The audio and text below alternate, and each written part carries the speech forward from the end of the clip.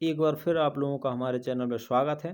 देखिए आज हिस्ट्री की सीरीज में लेकर आए हैं गुप्त साम्राज्य। ठीक है, तो गुप्त साम्राज्य में क्या क्या है, कौन कौन से राजा हुए, उनके बारे में हम जानकारी पढ़ेंगे और प्राप्त करेंगे जो प्रतियोगिता परीक्षाओं के लिए बहुत ही इम्पोर्टेंट है। ठीक है, तो सबसे पहले आपको बता दें कि गुप्त वंश का जो संस्थापक है वो कौन है।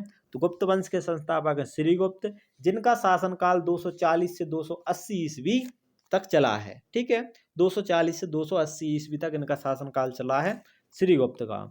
इनने अपनी राजधानी बनाई हुई थी क्या, पाटलिपुत्र।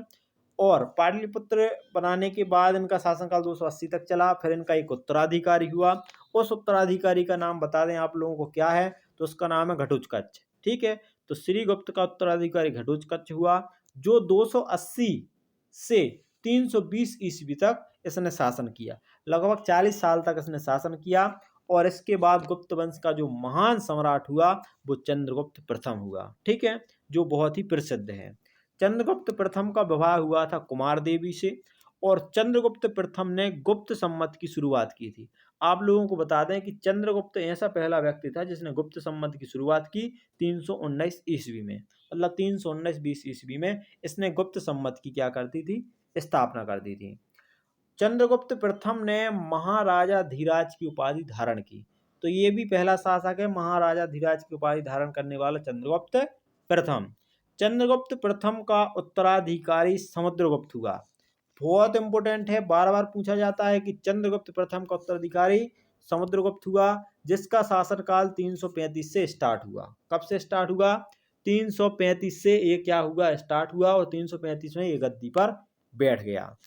अब इसके बाद समुद्रगुप्त को भारत का नेपोलियन कहा जाता है। क्यों कहा जाता है, तो आप लोगों को बता दें समुद्रगुप्त को भारत का नेपोलियन इसलिए कहा जाता है क्योंकि इसने कम से कम 100 युद्ध जीते हैं। ठीक है, और खास बात क्या है, खास बात ये थी कि इसने आर्यावर्त के 9 शासक और दक्षिणावर्त के 12 शासकों को भी क्या कर दिया, भारत के जो दक्षिणावर्त के 12 शासक थे उनको हरा दिया, और आर्यावर्त के जो उत्तर भारत के 9 शासक थे उनको हरा दिया, और इसने 100 युद्ध किए हैं। ठीक है, तो समुद्रगुप्त ने आर्यावर्त के 9 शासक और दक्षिणावर्त भारत के 12 शासकों को पराजित किया, और समुद्रगुप्त को 100 युद्धों का विजेता कहा जाता है। इसलिए इसने क्या किया था, भारत का नेपोलियन कहा जाता है। अब देखिए समुद्रगुप्त की उपाधि। तो समुद्रगुप्त की उपाधि कौन कौन है और क्या क्या इसके नाम है। तो समुद्रगुप्त को क्या कहा जाता है, अश्वमेध कर्ता कहा जाता है, परम भागवत कहा जाता है, कविराज कहा जाता है, और विक्रमक कहा जाता है। तो ये चारों उपाधि समुद्रगुप्त की हैं। ठीक है, अगला देखिए समुद्रगुप्त वीणा मीणा बाधक था। ठीक है, तो समुद्रगुप्त क्या था, वीणा बाधक था। समुद्रगुप्त ने एक अश्वमेध यज्ञ कराया है। ठीक, समुद्रगुप्त विष्णु भगवान का उपासक था, मतलब विष्णु भगवान को मानता था समुद्रगुप्त। समुद्रगुप्त बहुत ही संगीत प्रेमी था। ठीक है, संगीत प्रेमी था, ऐसा हम क्यों कह सकते हैं, क्योंकि इसने जो सिक्के जारी किए थे वो संगीत प्रेमी के बने हुए सिक्के थे। समुद्रगुप्त ने वीणा बाधक करते हुए सिक्के जारी किए थे। ठीक है, समुद्रगुप्त का जो कवि था उसका नाम क्या था, हरिसेन था। बहुत इंपोर्टेंट है, बार बार पूछा जाता है। हरिसेन किसके शासन काल में था, समुद्रगुप्त के शासन काल में था। और ये किसका कवि था, समुद्रगुप्त का कवि था हरिसेन। इलाहाबाद प्रशस्ति की जो रचना है वो हरिसेन ने की थी। ठीक है, किसने की थी, हरिसेन ने, जो समुद्रगुप्त के दरबार में रहता था। समुद्रगुप्त का उत्तराधिकारी हो गया चंद्रगुप्त द्वितीय। भाई साहब ये भी बहुत ही फेमस है चंद्रगुप्त द्वितीय, और इसने भी इतिहास में बहुत ज्यादा भूमिका निभाई हुई है। ठीक है, देख सकते हैं आप लोग कि चंद्रगुप्त द्वितीय के शासन काल में जो चीनी यात्री था फाहियान भारत आया था।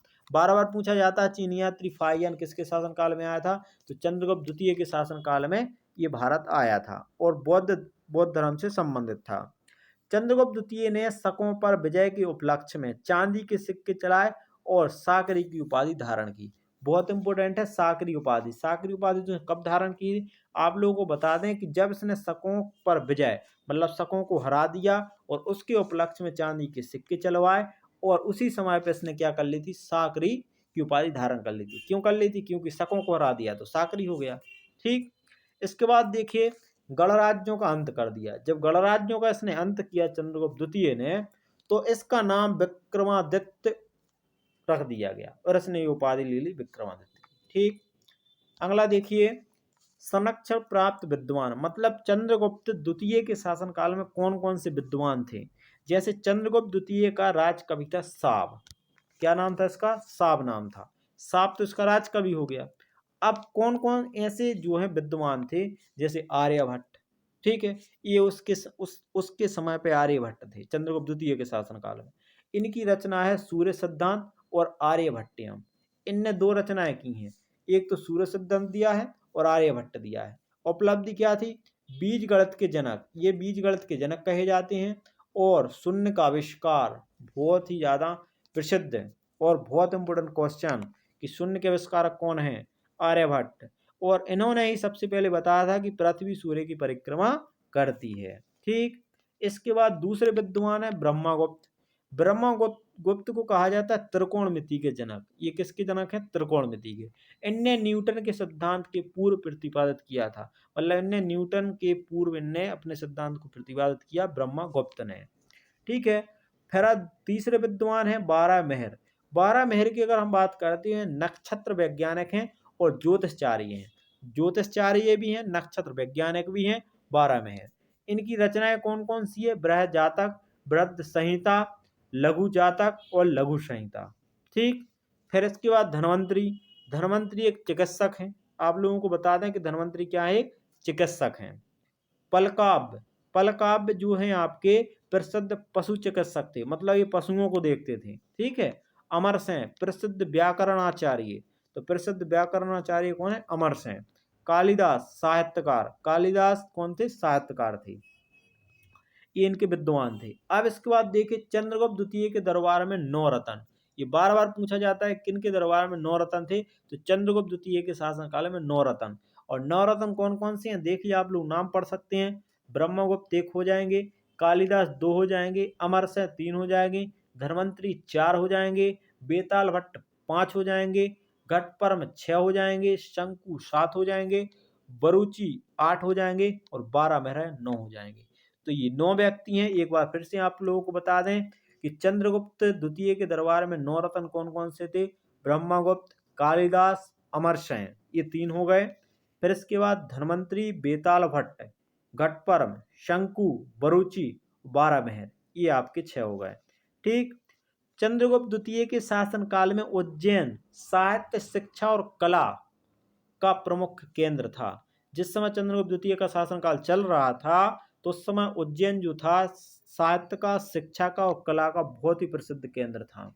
चंद्रगुप्त द्वितीय ने महरौली, यानी कि जो कहाँ पर है? दिल्ली में, लोह स्तंभ लेख का निर्माण करवाया था। जो दिल्ली में लोह स्तंभ रखा हुआ है, उसका निर्माण करवाया था चंद्रगुप्त द्वितीय ने। ठीक, चंद्रगुप्त द्वितीय का उत्तराधिकारी होगा कुमारगुप्त। अब चंद्रगुप्त द्वितीय का शासनकाल यहाँ पर खत्म हो गया।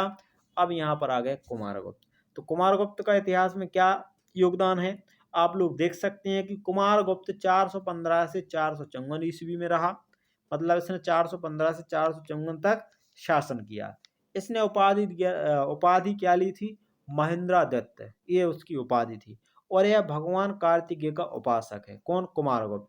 कुमारगुप्त ही शासक है जिसने नालंदा विश्वविद्यालय का संस्थापक, बहुत इंपोर्टेंट है, बार बार पूछा जाता है, नालंदा विश्वविद्यालय के संस्थापक कौन है? तो वो आपके कुमारगुप्त हो जाएंगे।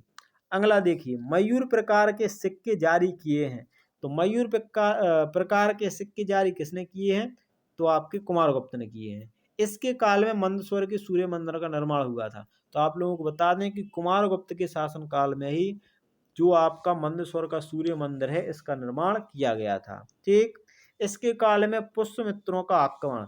अब भाई साहब, ये कुमारगुप्त जब शासनकाल चल रहा था, तो जहां पर पुष्यमित्र शुंग का शासन कर रहा था, तो वो इस पर आक्रमण कर रहा था। ठीक है, आक्रमणकारी। अब कुमारगुप्त चले गए चंगन में, तो अब इनके उत्तराधिकारी को होगा स्कंदगुप्त।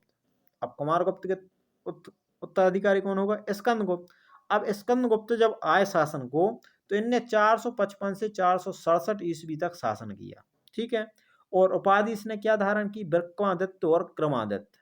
विक्रमादित्य और क्रमादित्य, इनकी 2 उपाधि इसने धारण की। और इसने सुदर्शन झील का पुनरुद्धार करवाया। देखो, सुदर्शन झील फिर से आ गई, इसने क्या किया? पुनरुद्धार करवाया। और इसने पुष्यमित्रों को हराया। जो पुष्यमित्र आक्रमण कर रहे थे, किसके शासन काल में? कुमारगुप्त शासन काल में। तो अब इसने क्या किया, पुष्यमित्रों को हरा दिया और स्कंदगुप्त के काल में हुओं का आक्रमण चालू हो गया। अब यहाँ पर बहुत इंपोर्टेंट है, बार बार क्वेश्चन पूछा जाता है कि हुओं का आक्रमण किनके शासन काल में हुआ था, तो स्कंदगुप्त के शासन काल में हुओं को भारत पर आक्रमण होना स्टार्ट हो गया था। और अंतिम गुप्त शासक जो था वो था आपका विष्णुगुप्त। ये अंतिम गुप्त शासक विष्णुगुप्त हुआ। अब गुप्तकालीन जो शासनकाल चला है उसके बीच में जो कलाएं हैं, ठीक है, गुप्तकालीन कला, तो वो हम देख सकते हैं। सबसे पहले देखिए, गुप्त कला का सर्वोच्च उदाहरण तो हमें मिलता है मंदिरों से। इनने क्या किया है, मंदिरों का निर्माण करवाया है, तो मंदिरों से हमें पूर्णतः जानकारी इनसे प्राप्त होती है। भारत में सर्वप्रथम मंदिरों का निर्माण गुप्त काल में ही हुआ है। पहले कोई मंदिर नहीं बनाता था, लेकिन गुप्त काल के शासकों ने मंदिर बनवाए हैं और वहीं से इनका निर्माण शुरू हुआ है। अब प्रसिद्ध मंदिर देख सकते हैं आप लोग, बहुत ही प्रसिद्ध मंदिर हैं, बार बार पूछे जाते हैं कि विष्णु मंदिर कहाँ पर है, तो तिगवा जबलपुर में है, ठीक है, गुप्त काल के शासन काल में बना। इसके बाद देखिए शिव मंदिर बूमरा नागौदा मध्य प्रदेश में है। पार्वती मंदिर नियाना कुठार मध्य प्रदेश में है। दस अवतार मंदिर देवगढ़ ललितपुर उत्तर प्रदेश में है। शिव मंदिर खोय नागौद मध्य प्रदेश में है। और भीतरगांव मंदिर और लक्ष्मण मंदिर ये आपके कानपुर में है।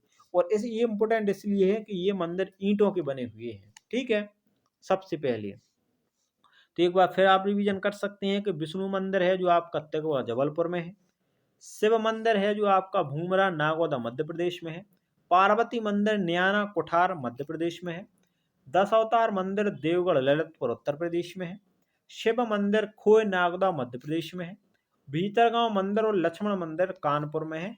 और याद रखें ये ईंटों के बने हुए मंदिर हैं, ठीक है। अब इसके बाद आती है गुप्तकालीन चित्रकला। चित्रकला के बारे में जानकारी हम आपको बता दें कि सबसे पहले गुप्त काल में अजंता की गुफाएं। तो अजंता की गुफाएं कहाँ पर हैं, तो अजंता की गुफाएं होशंगाबाद महाराष्ट्र में है। कहाँ पर है, होशंगाबाद महाराष्ट्र में है।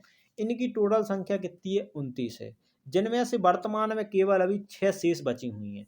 और इनकी खोज की थी कलिंगम ने। कब करी थी, 1824 में इनने खोज करी थी, ठीक है, कलिंगम ने, काय की, अजंता की गुफाओं की, ठीक है। तो अजंता की गुफाएं औरंगाबाद महाराष्ट्र में है, संख्या 29 है, वर्तमान में 6 शेष बची हुई हैं, खोजकर्ता कलिंगम है और 1824 में इनने खोज करी थी।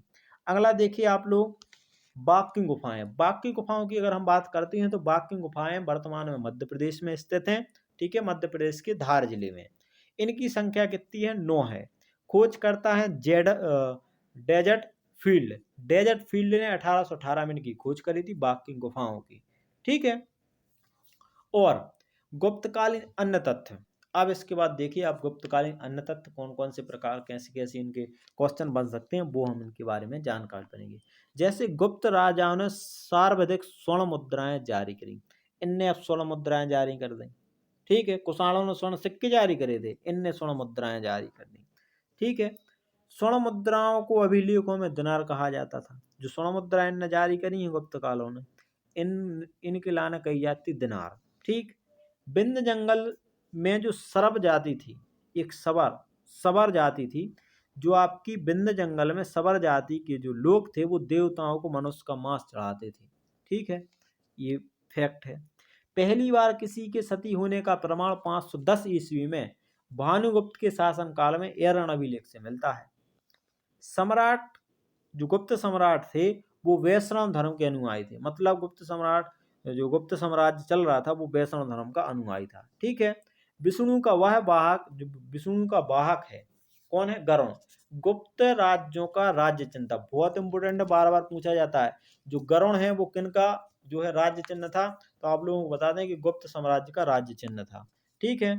इसके बाद देखिए गुप्त काल में विष्णु शर्मा द्वारा लिखित पंचतंत्र उसी के समय लिखी गई थी, गुप्त काल के शासन काल में, ठीक है। गुप्त राजाओं की शासकीय भाषा कौन सी थी, संस्कृत थी। ये लोग भाषा का उपयोग करते थे संस्कृत का, जो शासकीय भाषा थी।